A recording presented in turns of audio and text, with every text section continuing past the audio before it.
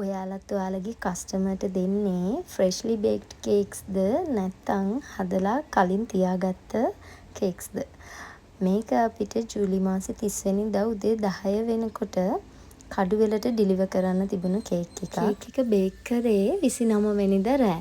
එතකොට අයිසින් කරේ 30 වෙනිදා පාන්දර 4:00ට. ඔය විදියට තමයි අපිට ලැබෙන හැම කේක් එකක්ම බේක් කරන්නේ සහ අයිසින් කරන්නේ. මම හැම වෙලාවෙම බලන්නේ කස්ටමර්ට රස වගේම ෆ්‍රෙෂ් කේක් එකක් දෙන්න. කෙනෙක්ට කියන්න පුළුවන් වැඩ නැත්තම් හොඳයි කියලා.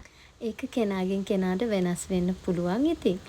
කේක් එකේ ටොපර්ස් ගැන කිව්වතින් fully handmade කිසිම කටර් එකක් මොල්ඩ් එකක් යූස් කරලා නෙමෙයි අපි හදලා තියෙන්නේ. ලෙටස් ටික කට් කරගන්න විතරයි අපි කටර්ස් යූස් කරේ. කේක් එක ගැන ඔයාලට දැනෙන අදහසත් කමෙන්ට් එකක් දාන්න අමතක කරන්න එපා. ඒ වගේම අපේ page එක follow කරලා නැත්නම් අදම follow කරන්න. අදට ගිහින් එන්නම්. Thank you for watching.